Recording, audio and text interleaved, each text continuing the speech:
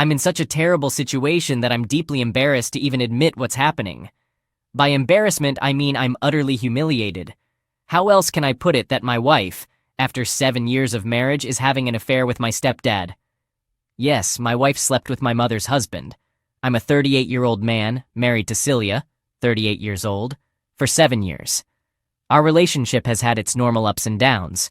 The downs were mostly because my wife thought I was too close to my mom. She even called me a mama's boy. I won't deny it because my mom passed away 2 years ago, and I loved her deeply. I'm grateful that I was able to show her the love and care she deserved. She raised me all by herself and provided the best she could, often going beyond her means.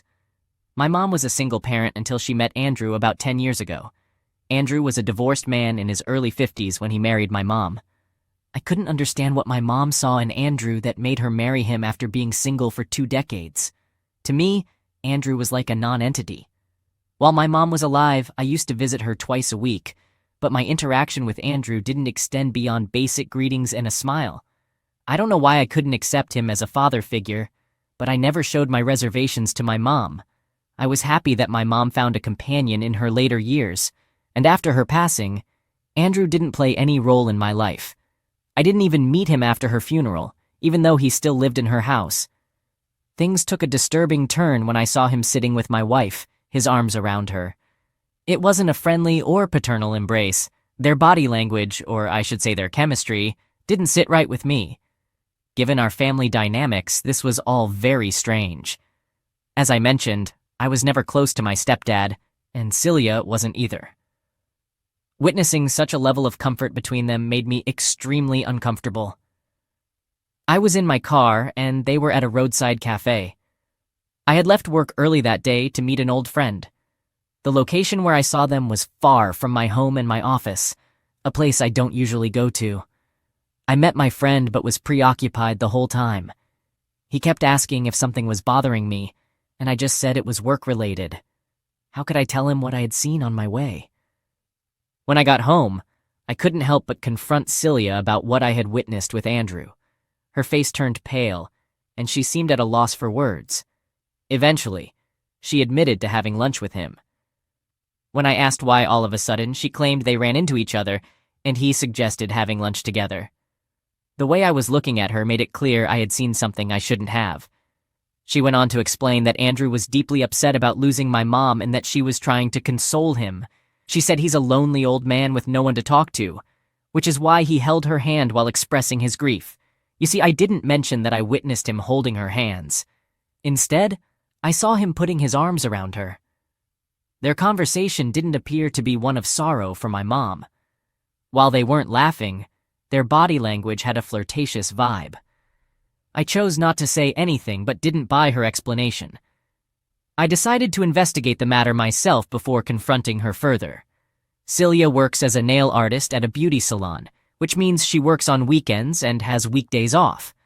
This wasn't an issue between us until recently when she became excessively preoccupied with her work. We started having frequent arguments about this, as she wasn't devoting enough time to our relationship. She countered that I was being overly needy after my mom's passing. She argued that I used to visit my mom twice a week, so her absence shouldn't bother me so much. However, that wasn't entirely accurate. I used to visit my mother on weekends and on some weekdays when Celia had to work. On her days off, I always made sure to be home on time to spend time with her. She used to complain previously that I was a mama's boy, and now she was accusing me of being needy. While these issues persisted, I saw her with my stepdad, which added to my frustration. A few weeks later, during Thanksgiving, the most recent one, she suggested we invite Andrew. Her direct suggestion surprised me. She explained that Andrew was living alone and had no one, so as an extended family, we should invite him. I pointed out that she never invited them when my mom was alive. She replied that it was different then because they had each other to celebrate the occasion, and now the elderly man was alone. In the end, I agreed, partly because I wanted to observe how they behaved in my presence. I can't say their behavior was normal, now that I know the truth. However, if I didn't know the truth, nothing they did would have raised suspicion. I remained mostly silent throughout the dinner. I never liked him, and my suspicions made me resent his presence.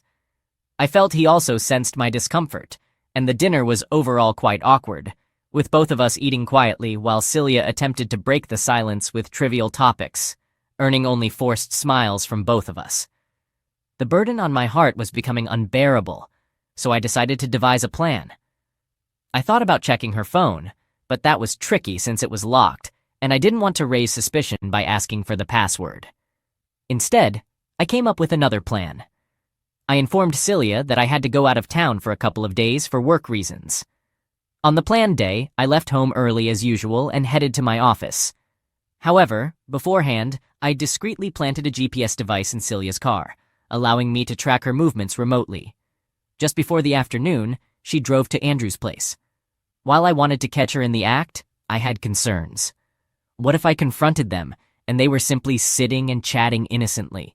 It would make me look foolish. So, I reached out to my friend Keith for assistance. I confided in Keith about my suspicions and asked him to pay a visit to Andrew's place. It was a cautious plan. I instructed him to record any incriminating evidence if he found them engaged in anything inappropriate. The house had a password-protected lock, and I hoped that Andrew hadn't changed the PIN. Keith was worried that Andrew might become suspicious of an intruder, so I advised him to explain that the front door was open, and he was just there to check on him. The front door didn't lead directly into the living area. There was a small hallway, so his actions wouldn't arouse suspicion. After some convincing, he agreed. Keith entered the house but couldn't find them in the hallway. He discreetly peeked into the bedroom with his phone's camera switched on, cleverly positioning the phone in his shirt pocket with the camera lens protruding to avoid detection. To his dismay, he witnessed both of them without clothes, cuddling. He quickly muttered an apology and left the house before they could realize. Andrew followed him outside, questioning his unexpected presence. Keith explained that he had come to check on him, but it was all right. He would return later. Keith then got into his car and drove away without facing any confrontation with Andrew or Celia. However, Keith made a foolish mistake. He accidentally had his front camera on instead of the back camera, so no useful footage was recorded except for Andrew and Celia reacting to Keith's sudden appearance. Nonetheless, I received the confirmation I needed. I had already packed 2 sets of clothes and my toiletries before leaving the house that day, so I went to Keith's house. His wife was away visiting her parents, and he insisted that I stay with him until we sorted out the situation. Celia reached out to me, inquiring about when I would return home, but I didn't respond. I essentially ghosted her. She bombarded my phone with endless texts and calls, assuming I was away for work. This all happened 4 days ago. I've already contacted a lawyer remotely. I have no desire to ever see her face again. I plan to serve her with divorce papers and have her removed from my house. Update. It took 10 days for the lawyer to send over the divorce papers. Celia wasn't ready to sign them and wanted to have a discussion. My lawyer suggested that we explore the possibility of an out-of-court settlement, since it could save us a lot of time and money. You see, I have a regular job in sales, and my financial resources for lawyer fees are limited. Plus, I can't afford to take too many days off work for court hearings. So, I agreed to a meeting with Celia in the presence of my lawyer. However, when I arrived for the meeting, she insisted on a private conversation. I was reluctant, but my lawyer advised me to go along with it, as long as I didn't make any commitments or agree to anything she proposed. He set some boundaries for the meeting, like no physical contact, hugging, or making confessions. I felt disgusted being in her presence. She even tried to hug me, but I pushed her away. She claimed it was all a misunderstanding. Having read numerous cheating stories on Reddit, I knew the typical excuses cheaters give. I sarcastically replied, "Oh, sure, you were just trying to help out a poor old man who was lonely, right?" She admitted that what Keith had seen was true, but insisted it was just cuddling and nothing more. Yes, cuddling without clothes, of course. But that wasn't the end of it. What she said next left me baffled. She claimed she did it to protect our future. I couldn't believe it. She said that if Andrew married someone else, that person would inherit my mom's wealth, and our family's property would go to someone else. I retorted, "So you slept with my stepdad to become my stepmother and take my mother's wealth. Do you see how messed up this family dynamic is?" Her explanation left me feeling dizzy with disbelief, and I stormed out of the meeting room. When I returned, my lawyer wanted to know all the details of our conversation, and I told him everything. He couldn't help but chuckle for a moment, but was particularly interested in the inheritance my mother had left behind. My mom had inherited a massive mansion from her uncle, a property far beyond my financial means. Interestingly, Celia had always coveted that mansion. After we got married, she even suggested that we move into it. However, I was adamant that my mom shouldn't have to leave her house. Celia argued that since I was my mom's only son, the house would eventually be mine, so why not move in right away? This disagreement caused frequent fights between us. Eventually, I decided to lie to her, saying that my mom had willed the house to Andrew. Little did I know the consequences of that lie. Celia pursued my stepdad with the sole aim of gaining ownership of the house.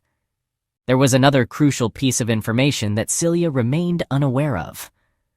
After my mom passed away, I didn't transfer the house's ownership to my name. I wanted Andrew to continue living there as long as he wished. Transferring ownership to me would have made it seem like he was living in my property, which I was sure he wouldn't appreciate. Additionally, the process of transferring the name is costly, and I was facing financial constraints at the time, so I chose not to pursue it. I'm grateful I made that decision because if I had transferred the house to my name, Celia would have been entitled to half of it in our divorce. Who knows, maybe she wouldn't have pursued Andrew under those circumstances, but a cheater tends to be a cheater no matter what. Yes, my mom had bequeathed the house to me, but Celia was unaware of this fact. Celia attempted to make me reconsider the divorce by suggesting that she would manipulate Andrew into gifting her the house. She claimed that if I didn't divorce her, the mansion would become ours. I chuckled at her proposal and politely declined, saying, "Thank you, but no." I wished her luck with her mansion. She smirked and commented that I was losing out by going through with the divorce. I smiled and replied that I couldn't care less. Whether she had always been this foolish or was simply putting on an act to save face from humiliation, I couldn't be bothered. Celia was well aware that I didn't possess substantial wealth except for the savings in our joint account, which was divided between us during the divorce. I feel a tremendous sense of relief now that the divorce is finalized. If Celia had discovered the truth about the mansion's ownership, she would never have agreed to the divorce, and I couldn't bear the thought of sharing my mom's inheritance with her. Celia essentially dug her own grave by confessing her ulterior motives for dating Andrew. I plan to use this revelation against her to push Andrew out of her life. During our divorce proceedings, I observed Andrew picking her up from court and assisting her with legal matters. I patiently awaited the conclusion of the divorce to expose her true intentions and witness her reaction. Now that it's all over, my next step is to expose Celia's deceit. Update. Once my divorce was officially completed, I decided to text Andrew and share the details of Celia's confession with him. He was surprised and pointed out that my mom had willed the mansion to me. I acknowledged that fact, but mentioned that Celia was unaware of it and might approach him to request the mansion. My intention wasn't to help Andrew. I simply wanted to shatter Celia's illusions. She had been dreaming about inheriting my mom's mansion. Andrew revealed that Celia had been subtly inquiring about his will lately, asking who would receive his inheritance. However, he didn't grasp her true intentions because he didn't possess substantial wealth. I didn't feel obligated to maintain any loyalty to Andrew, so I left the conversation at that point. Shortly after, I received a call from Celia. Normally, I would have ignored it, but this time I picked up because I knew what she was going to talk about. She was shouting on the other end, demanding to know why I hadn't informed her about my mother's will leaving the house to me. She expressed frustration that she had been involved with Andrew to protect my property, and I had betrayed her instead. I chuckled at her insults, recognizing they stemmed from a place of pain. I thanked her and wished her good luck with her endeavors before ending the call and blocking her. A few days later, she called me from an unknown number, possibly a friend's or colleague's phone. She informed me that Andrew had broken up with her. He had somehow discovered her true intentions, that she was only with him for the inheritance, and he had dumped her, labeling her as a greedy witch. She ranted about how she had tried to help him cope with loneliness, and yet he had turned against her. Despite her exposed truth, she continued to portray herself as virtuous. I sarcastically responded, highlighting the contradiction between her actions and her selfless claims. She insisted that she had been with Andrew for my sake, with the aim of securing the mansion for me. Now she was trying to spin her actions as aiding Andrew in his time of need. Her persistence didn't end there. She made numerous attempts to contact me, pleading, and at times gaslighting me in an effort to reconcile. She even showed up uninvited at my home, my workplace, and various public locations I frequented. To my disbelief, she even appeared at my gym, attempting to corner me and engage in conversation. It was a nightmarish ordeal, but I treated her as a complete stranger, which technically she was, considering our divorce was finalized. Update. I thought this whole ordeal had come to a close, but my past resurfaced as soon as I changed the ownership of the mansion to my name. I can't fathom her fixation on the house. I mean, sure, who wouldn't want to own a $1 million mansion? But I don't know how long it will take for her to grasp reality. After 6 months of my divorce, I made the decision to transfer the mansion into my name. As I mentioned earlier, I had held off on this due to financial constraints. Now that I was divorced and my expenses had significantly decreased, I managed to save up enough for the ownership transfer in about 4 to 5 months. Before initiating the transfer process, I informed Andrew about my intentions. He had already moved out of the house after I learned about his affair with Celia. I didn't ask him to vacate, but he willingly removed his remaining belongings. He also made me the administrator of the house's locking system. The paperwork took a couple of months to finalize, during which time I had the mansion painted. Additionally, the neglected lawn and pool received some much-needed maintenance. I had no contact with Celia, and as far as I knew, Andrew had broken up with her, so I was taken aback when she appeared at the mansion during one of the cleaning days. I wasn't present at the time, but the cleaning manager contacted me to report that a woman had arrived and was wandering around inside the house. They tried to prevent her from entering further, but she claimed to be my wife, ironically. Nevertheless, her behavior raised suspicions that she might be trespassing. Indeed, she was trespassing, and I instructed them to escort her out, emphasizing that I had no wife. They complied with my request and confirmed that she had left the premises. It's no surprise that she eventually showed up at my residence. She was sobbing and insisting that I had abandoned her without cause, asserting her innocence and pure intentions. I suggested she seek therapy and possibly consider a mental health facility instead of coming to my home. She wanted me to let her inside for a conversation, but I declined, firmly shutting the door. Last month, I decided to rent out the mansion to a family.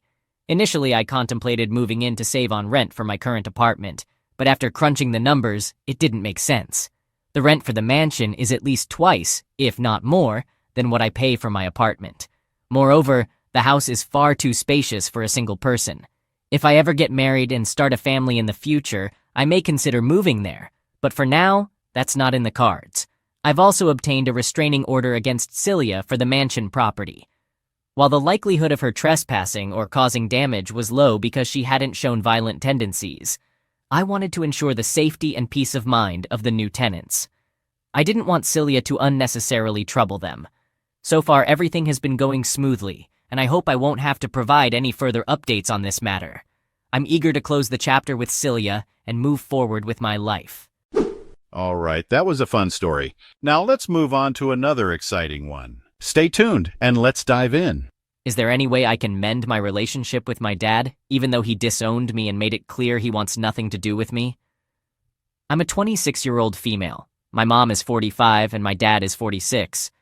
It's going to be a challenging and difficult journey, but I'm prepared for harsh words, insults, and curses because after all I've been through, I can handle them. I never imagined I'd find myself in this situation. My life is a complete mess right now. I'm my parents' only child. They met when they were just 16 years old and had me when my mom was 19 and my dad was 20. I was an unplanned pregnancy. My father was an exceptional man that any woman would want to be with. He took care of everything, from cooking to working, and he practically worshipped the ground my mom walked on. I never saw any negative qualities in him. He was a devoted family man, someone you'd want to spend your life with. My mom was great too. She was always there for me and helped me in any way she could. My dad wanted more children, but my mom didn't. She never told me why. So when I was 16, my mom was 35 then, my dad had an accident that left him bedridden for 7 months. While we didn't have to worry about finances, I was attending a private school. We're not from the United States, but it's still costly where we live, and there were bills to pay. My mom got a job, and for the following months, she was in my dad's shoes, doing everything. I also helped her with chores from time to time, Here's the twist. She met someone and became emotionally involved. One day, my dad had been bedridden for about 5 months at that point, if I remember correctly. She came to my room and quietly broke down in tears after my dad had fallen asleep. She confessed that she had feelings for someone at work and was no longer attracted to my dad. The entire situation was too much for her, and she had her own needs. She showed me her text messages and told me about the guy. He was 26 at the time, and they were flirting. I was young at the time, and seeing her break down like that shattered my heart. I wasn't as close to my dad as I was to my mom, mostly because my mom spent more time with me than my dad did at that time. Though I know it sounds silly, but I was a teenager then. I told her I understood and that I'd cover for her. She started coming home later, and we both told my dad it was due to her work. I didn't get involved until one day when my mom told me she wanted to talk about something very important. We went out, and I met the guy for the first time. He was rather unsavory, dressed shabbily, and nothing like my dad. I couldn't understand why my mom would choose this jerk over my dad. We sat down for dinner at a fancy restaurant, and my mom told me she was expecting a baby. I was shocked. They had the audacity to kiss right in front of me, and I felt repulsed by them. I asked them what their plan was. My mom said she didn't know. She wanted to keep the baby but still loved my dad. It was an awkward evening, and we went home that night. We talked into the night and she expressed her desire to keep the baby. I, once again, foolishly chose to keep my mouth shut. After this, my mom broke the news to my dad that she was pregnant. My dad was overjoyed but visibly concerned about our finances, which were still uncertain. Over the next 2 months, he started exercising and undergoing therapy to return to work, even though doctors said he needed more time. He eventually returned to work and put my mom back into her previous role as a stay-at-home mom. Her affair was short-lived. When my brother was born, my dad didn't sign the birth certificate. He purchased a set of documents but refused to inform me about their contents. My mom was still recovering from a C-section, and he didn't share any information with me. He declined to acknowledge my brother. After my mom returned home, he dropped the bombshell that he wanted a divorce. It blindsided my mom, causing her to experience a mental breakdown. She pleaded and cried uncontrollably. My dad remained indifferent, asserting that he was fully aware of everything. He expressed regret for ever having me, labeling me as ungrateful, entitled, and selfish, just like my mother. An argument erupted while I was holding my brother, during which he insulted her, calling her hurtful names and accusing her of infidelity. Mom continued to sob and beg for forgiveness. He packed his bags and left. They proceeded with the divorce, which took 8 months to finalize. I'm not privy to all the details, but my dad was ordered to pay spousal support to my mom and child support for me. My mom got the house, and apart from that, everything was settled. He willingly surrendered primary custody of me to my mom, even refusing to have visitation on weekends, opting for supervised visits only. He never made an effort to reach out to me. Despite my repeated attempts to contact him during and after the divorce, he never showed any interest in being a part of my life. When I turned 18, he called me once, and I remember feeling elated that day. However, to my surprise, he was cold and distant. He simply expressed his hope for my happiness and claimed to forgive me for my actions, but stated that he could never forget that he was betrayed by his own blood. He disowned me, and those words hit me harder than I could have imagined. I fell to the ground and wept. I hurled insults at my mom, blaming her for tearing our family apart. I even lashed out at my brother, viewing him as a constant reminder of my lost father. After the divorce, my mom never really dated anyone. She fell into a state of depression and settled for a mediocre but decent-paying job. She rented out one of the rooms in our house to make ends meet. She still observes her wedding anniversary and occasionally sheds tears. My brother frequently inquires about his father, but I can only respond with, "We don't have one." It's been 9 years since the divorce, and my mom has never truly moved on. She occasionally has casual relationships, but has never considered settling down. She believes that her $60,000 a year job and the rent from a single room are sufficient to sustain us for the rest of our lives. On the other hand, my dad managed to turn his life around. He started a business, remarried, and now has a son.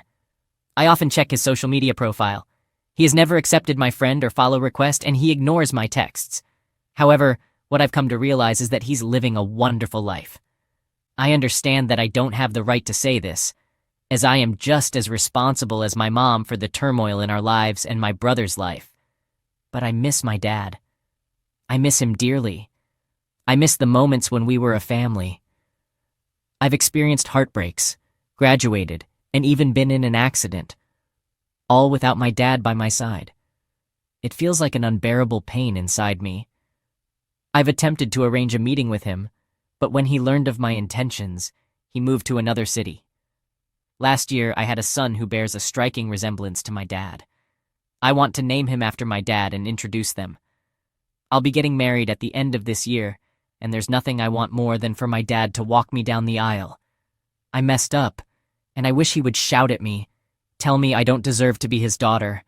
I want him to be angry, but I also want him in my life. I want my dad. Not a single day has gone by in all these years where I haven't missed him. I've sent lengthy emails explaining and apologizing, but there has been no response. I did meet him once in November 2020. I approached him and said hi while he was with his son and wife. He looked me straight in the eyes and asked, "Who am I?" When I tearfully told him I was his daughter, he said he didn't have one and walked away. My fiancé was there to support me. My dad is not a bad person by any means. He did what any typical person in his situation would do. I know I don't have the right to apologize or ask him for anything, but just once, I want him to acknowledge my existence. I simply want him to recognize me for a single day, which is on my wedding day, and I want him to look me in the eyes and say that I'm his daughter.